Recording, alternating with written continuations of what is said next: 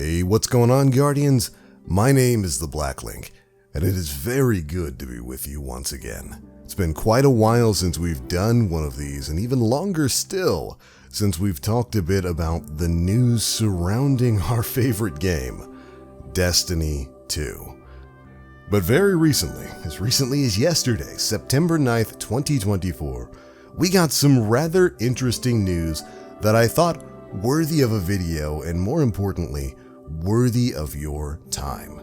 This was an article dropped by Bungie titled Paving the Way for New Frontiers, talking a bit about what they're going to be doing now that we've reached the 10-year anniversary of the original release of Destiny 1. That's right, it's been 10 long years since this franchise we know and love began, and now that we're, well, in the end phases of that original story, we've had Final Shape come out, which was pretty good, but Destiny has since fallen on some hard times. Bungie themselves have fallen on hard times. They've gone through layoffs, and there's quite a bit of a hanging question about whether or not this franchise would be continuing forward, and if it was going to continue forward, how?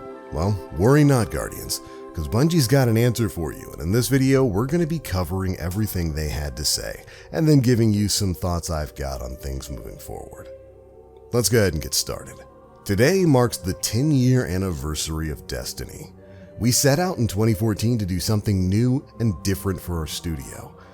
We've conquered the Witness, looted dungeons, ascended to the Lighthouse, and more. Now, we look to the future. We're plotting our course to the stars through Codename Frontiers.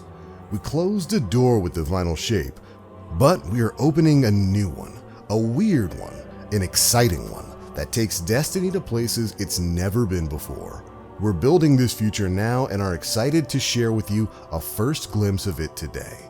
And with that, we got this, a tentative sort of development roadmap for the future of Destiny titled Codename Frontiers.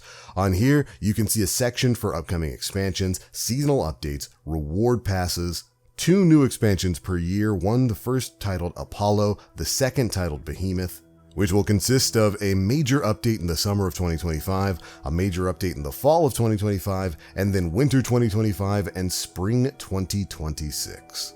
This roadmap lays out Bungie's plan for year 11 and beyond, with some exciting changes to their annual model. We're going back to the format of having 2 major expansions per year, and 4 major updates of free content every single year. Over the next few months, Bungie's going to be sharing more info with you on Codename Frontiers, which is how they're going to be describing major innovations coming to Destiny over the next few years, starting with their next expansion, Codename Apollo. After that, Bungie dropped some links to some additional dev insights on how a few other things are going to be changing, in particular, core game activities, rewards, and a new feature titled The Portal. To sum some of these up, core game activities are going to feature a wider variety of new and updated activities across many different game types, with an updated selection every major update. Challenge customization will provide a way to adjust specific activity difficulty, with of course better rewards for those seeking more challenge, and the new portal screen is going to allow for quick access to core game activities, making it easier to find what exactly you want to play. For changes to core game rewards, weapons and armor will be available in a deeper range of quality across a wider range of activities. Core game activities are going to have dedicated reward pools for different categories of different activities, and gear is going to have a label of new gear during the season it is first introduced in order to easier recognize and build craft around newer gear. Finally, for the portal, which of course is basically a development name that's probably going to change, it's going to offer an easier, modernized way to browse and launch core game activities. It'll offer varied selection of new and updated activities across a wide range of activity types. The portal will offer several categories of activities, each with a wide selection of new and updated activities, refreshed every 3 months with each major update. All activities in the portal will provide updated and worthwhile rewards, so it's going to be easier to find something to play that's going to reward you for your time. And the destination map will be cleaned up and focused on world navigation and accessing older activities, rather than being cluttered up with a bunch of activities you're probably not going to play. And honestly, overall, those aren't bad changes at all to the core structure of the game. Destiny has kind of had a problem of too many activities, too many things to do at once, and only a few of those things actually being important, but not really doing a great job of pointing out what those important activities are, especially for newer players. They jump into the game and there's like 155 different activities and different things to do, but only 2 or 3 of them are currently relevant to the season that they're in. And it looks like Bungie's going to be streamlining a lot of those activities and a lot of those rewards through the portal. It's good to see, and it's a healthy thing for the game as a whole. But anyways, moving back to the main article, the next section was titled Our Vision for the Future of Destiny 2. And this is where we got some really interesting stuff that I kind of wanted to expand upon. So let's dive into it. Throughout this, we got to hear from the game director for Destiny 2, Tyson Green, as well as Allison Lurs, the Destiny 2 narrative director. Hope I said her name right. And in this section, Tyson in particular discusses how he feels that the game has indeed become a bit too rigid for players. That while Destiny has retained its uniqueness and its challenging nature, expansions have started to feel a bit too formulaic and feel like they're over too quickly with very little replay value, which for anybody who's played stuff like Final Shape or Lightfall, I think that hits the nail on the head. While the narrative and the storylines for those games play out great, they add in a lot of great content, Pale Heart's a great new world space, it kind of feels like something that I've talked about before, where it's an Olympic-sized swimming pool that's only really about 2 feet deep. And sometimes the content lacks the replayability and that sense of mystery that we used to have back in the early days of Destiny 1. And thankfully, it is exactly that mystery that Tyson talks about bringing back. And so, we're going to start with annual expansions. We've loved creating annual expansions and are especially proud of the Final Shape, and they should be. But the truth is that they dominate almost all of our development effort. We need to free ourselves up to explore and innovate with how we deliver Destiny 2 content so we can invest in areas of the game that will feel more impactful to players. And so, starting next year, instead of 1 big expansion per year, we're going to deliver 2 medium-sized expansions, 1 every 6 months. Each of these will depart from the one-shot campaign structure we've been using essentially unchanged since Shadowkeep, and each will be an opportunity to explore exciting new formats instead. We are excited to try new things that challenge your idea of what a Destiny experience can be. We are actively prototyping non-linear campaigns, exploration experiences similar to the Dreaming City or Metroidvanias, and even more unusual formats like roguelikes or survival shooters. Each expansion will present a new opportunity to try something different. Departing from the one-shot campaigns doesn't mean we're turning away from great storytelling. Going forward, we want to return the mystery and wonder that was woven into the fabric of early Destiny, when the story felt ripe with possibilities and an epic sense of exploration and discovery. Great stories are as important as ever in our new creative vision, and Allison is going to touch on that more below.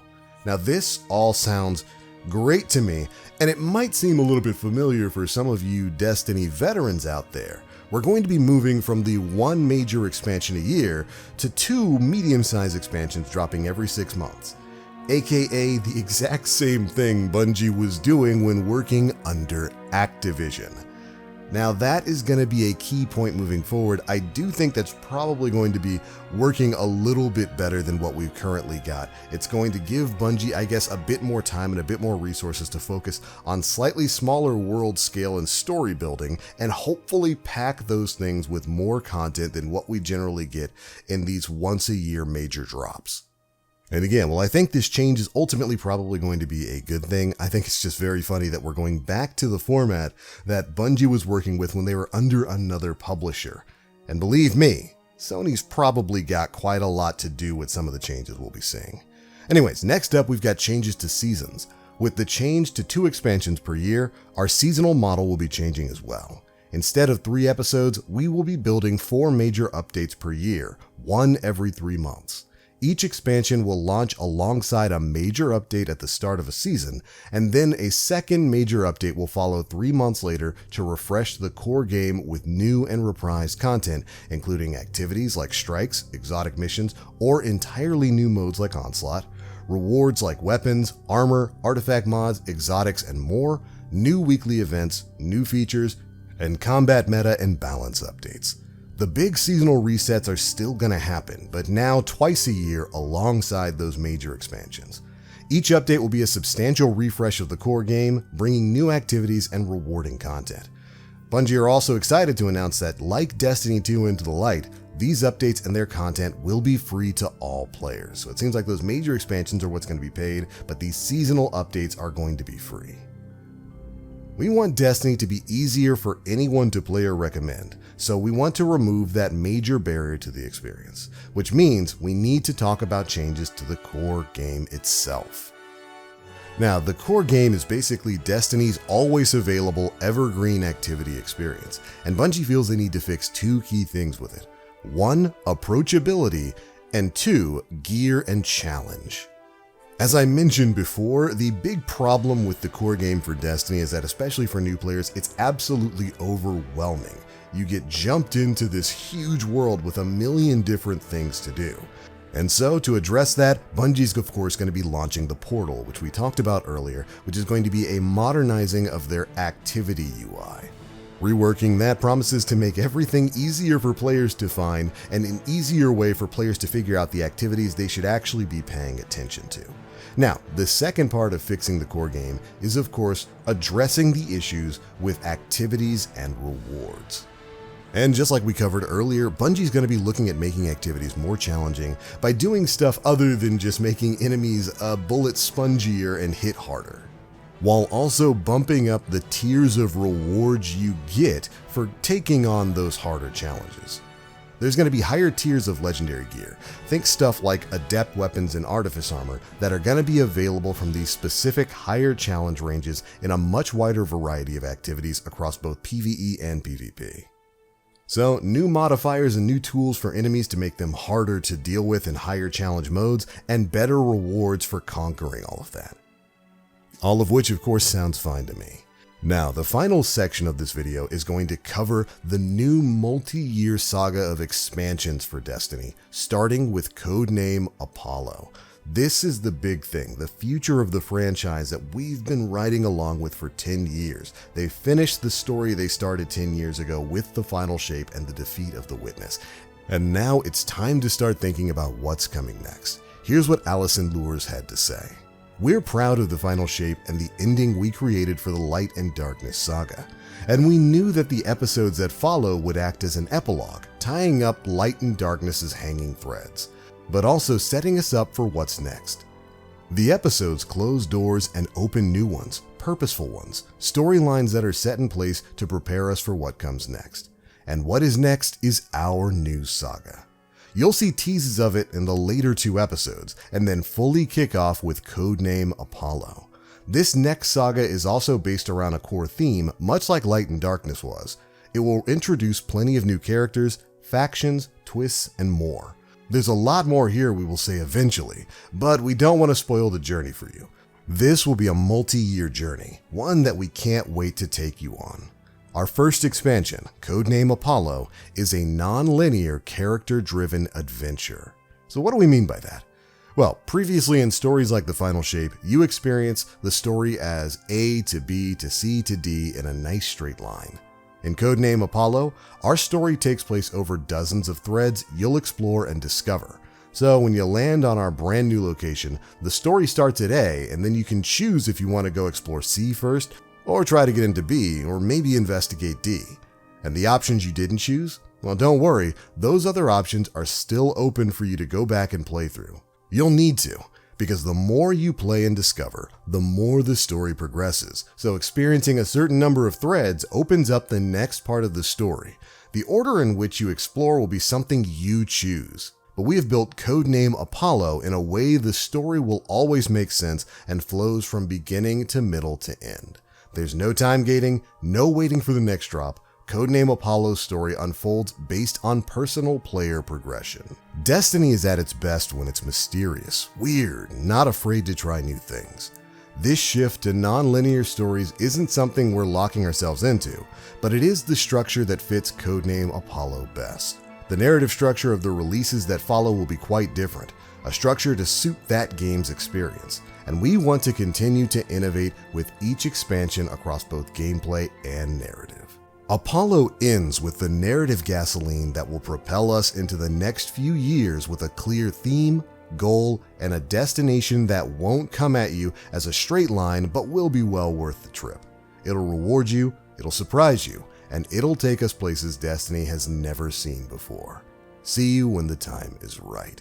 And there we go. That's it for pretty much most of the new information covered in several of the articles dropped by Bungie yesterday. And there's a lot of really exciting stuff there. I like some of the changes that they're making. It does make sense to go back to the dual expansion releases we had way back when. And hopefully this means Bungie's going to get a bit more time for its developers to focus on the content that they're producing in each of those individual expansions, rather than the mad rush that we've been seeing year after year, where they basically try to cram it all into one larger sized expansion, inevitably can't keep up with that particular schedule and have to push it off for a year. Maybe working on some of these smaller content cuts is going to work a bit better for them, since they're a bit more familiar with that, with this renewed focus. For the storylines, I can already tell you where I think all of that's going to go. With Codename Apollo, we of course are finished with the Light and Darkness saga in the Sol system.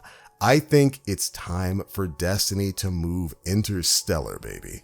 It is time for us to leave the Sol system and start exploring the greater universe.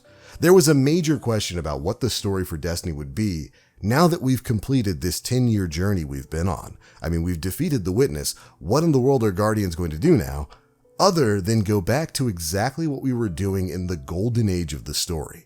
Expanding humanity starward. I think it's time for us to go conquer new planets and expand the tower's reach into solar systems beyond the one we were born in. And I think that's exactly where the story's going, and I'm very much looking forward to seeing all of that. As for the rest of the changes, I like a lot of this stuff. I do have quite a few opinions about why exactly some of these changes are happening, and maybe I'll make a follow-up video talking specifically about that. But for now, I think I've droned on more than long enough. So Guardians, that's the news about the upcoming expansions, both Codename Apollo as well as Codename Behemoth. Seems like we've got quite a few interesting changes coming from the world of Destiny. It's going to be interesting to see exactly how Bungie sort of pulls itself from the doldrums that they've found themselves in post-Final Shape release. I'll be right here alongside you with this journey, and I'll let you know anything else that Bungie has to say about it. But one thing's for certain. We've had a heck of a ride for the last 10 years of this crazy game that dropped in 2014. And I, for one, can't wait to see what Bungie's got coming next. But that's all for now. Thank you guys so much for watching. And as always, I am the Black Link. You Guardians, stay frosty.